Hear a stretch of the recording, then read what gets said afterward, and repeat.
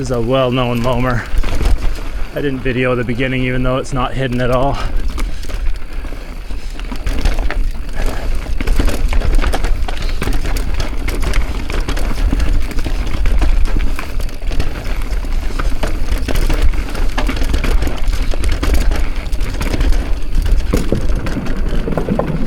This bike is riding so well with the full coil setup. I'm loving it.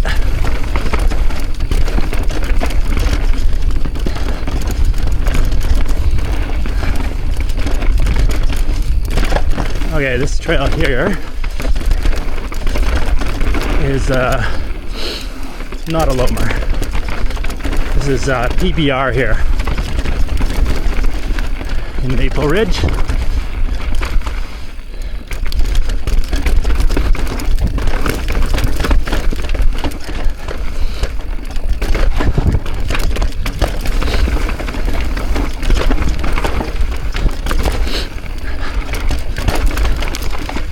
Okay.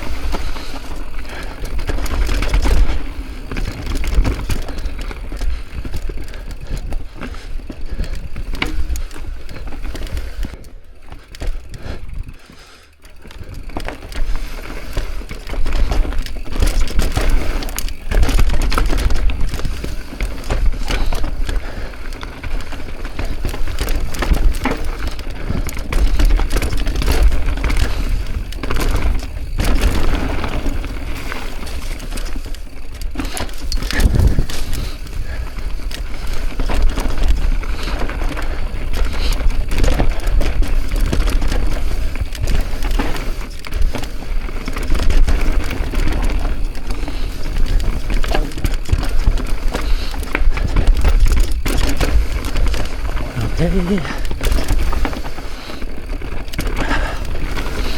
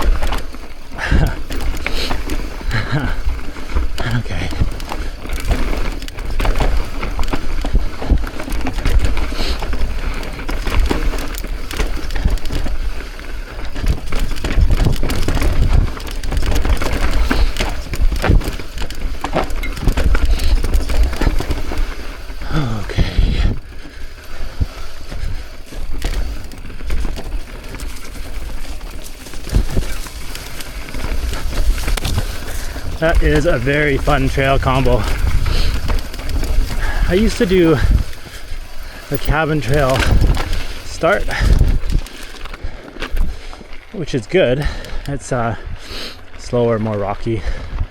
But actually I think I prefer that alternate entrance And unfortunately, I'm only going to get the 1 lap in today because I forgot to charge the e-bike, and I know that sounds ridiculous. You can see here, 13% battery. I started the ride with like 35%. So anyway, I know it sounds ridiculous, but this bike doesn't really climb well.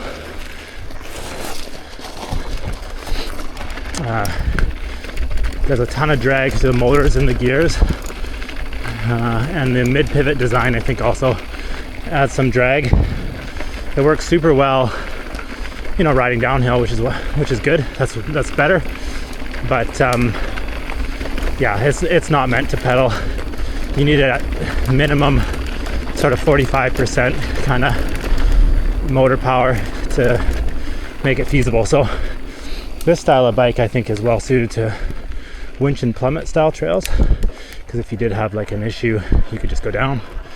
But be a bit risky if you're just riding like cross country or whatever, just because if you did have any type of motor or battery issues, honestly you just can't really pedal it.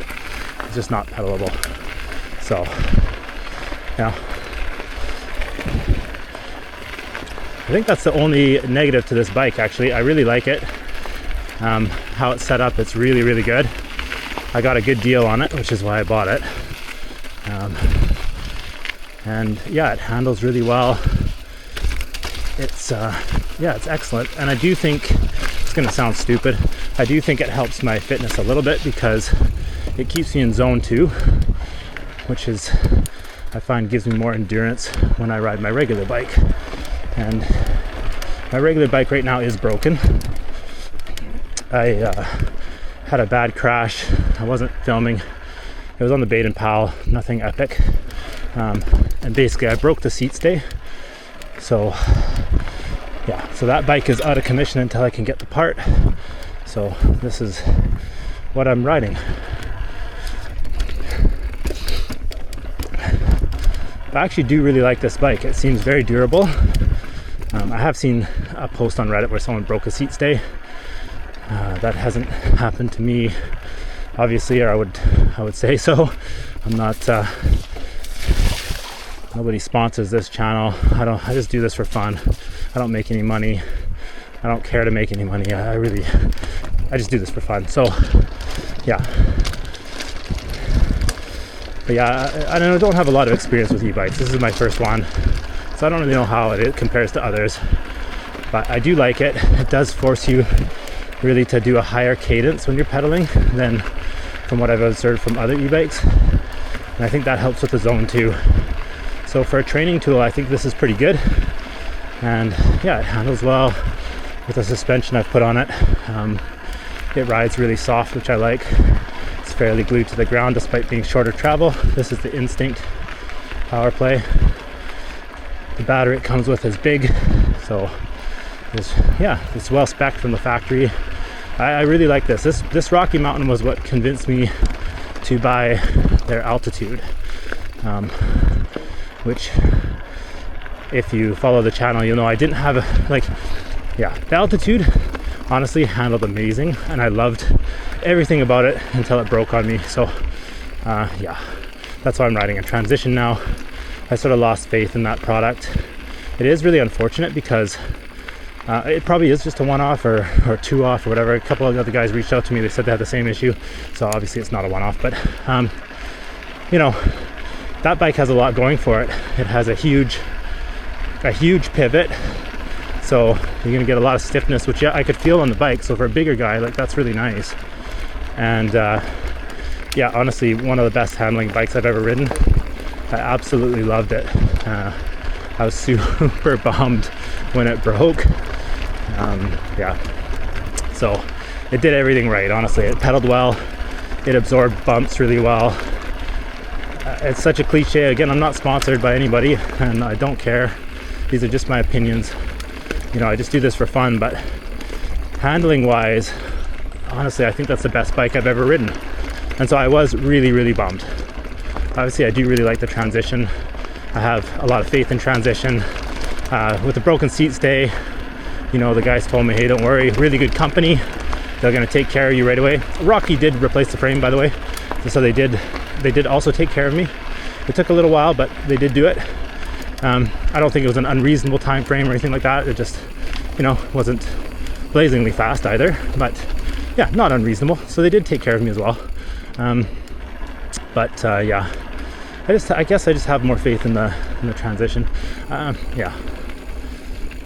So, and the Transition Spire is also a really, really good bike. I actually really, really like it as well. It's not as, like, the thing I like better about the Rocky was the Rocky is a bit stiffer in the frame, at least the one I had. I think it's down to that giant pivot, and I really, really like that. To me, it felt a bit sportier, and yeah, it just railed the corners because of the stiffness. And the Transition still rides obviously exceptionally well. We're nitpicking here, but it's not as stiff. Yeah. Now I do have the alloy Transition, and I did have the carbon Rocky, so that probably makes a bit of a difference as well. So take that for what it's worth. But anyway, that's why I'm not on the regular Rocky bike anymore. But this one here is still, I've had zero issues with it. Absolutely zero. I do think, despite what the reviews and comparison shows, because I've watched a few of those and they usually put Rocky near the bottom in comparison. And again, I haven't ridden the other ones, but I think as a complete package, actually, I would put the Rocky at the top because the part spec is excellent. It rides really, really well, especially when you dial the suspension, which I usually have to do on any bike I get anyway. Yeah, and it's been reliable. So yeah, that's my view. 9% battery. We'll make it.